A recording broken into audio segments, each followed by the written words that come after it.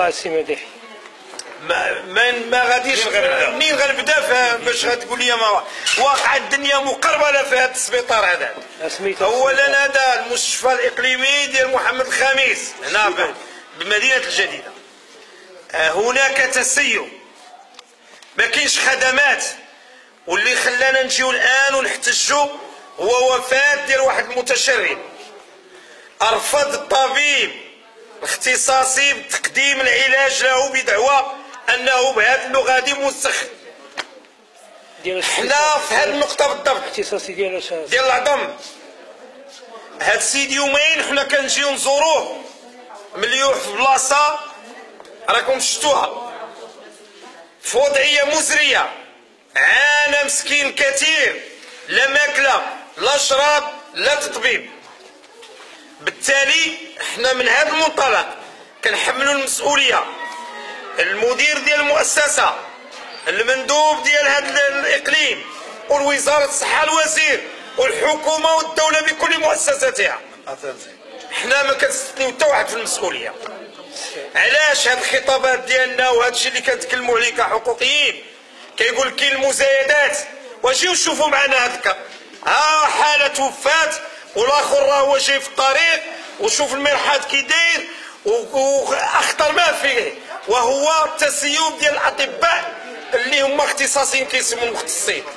هذا عندهم قانون خاص بهم، ما نتكلموش على الاطباء ديال المستعجلات كيقوموا بالدور ديالهم رغم ضعف الموارد البشريه، كيتواجدوا هنا دائما. الاشكال خطير جدا وهو الطبيب المختص، شكون اللي كيحكم فيه؟ اش من قانون كاين؟ تصوروا معايا دابا هو كيتخلص مداوم، ما كاينش وما يمكنش طبيب مداوم وكيتخلص من ماليه الشعب وما يجيش يخدم هنا، شكون اللي كيحكم فيه؟ اذا هذه فوضى، هذا تسوي. واش هذا هو الكرامه ديال المواطن المغربي؟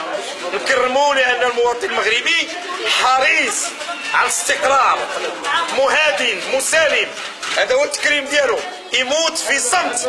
هذا المتشرد ما عندوش اللي يتكلم عليه، خلاوه بحال هكاك حتى مات تتوفى.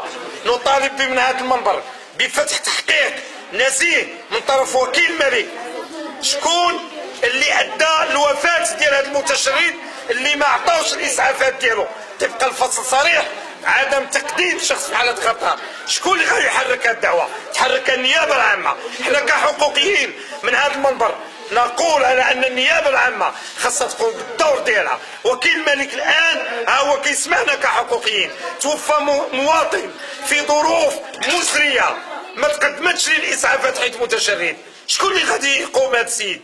وواحد اخر الان راه في جنبه في خطر كذلك، حتى واحد ما كيقدم لي الاسعافات. واش حنا ما عرفتش؟ واش حنا في هذا هي دوله القانون والحق؟ واش هذا هو دستور 2011؟ واش هذا هو العهد الجديد؟ يؤتتون المشهد، حتى حاجه ما كاينه في المغرب. اقولها ونتحمل كامل المسؤوليه ديالنا. اذا السي عبد الرحيم الكاتب الاقليمي للعصبه المغربيه للدفاع عن حقوق الانسان، ميساج بيان روسي، وهذا شيء مؤلم في الحقيقه.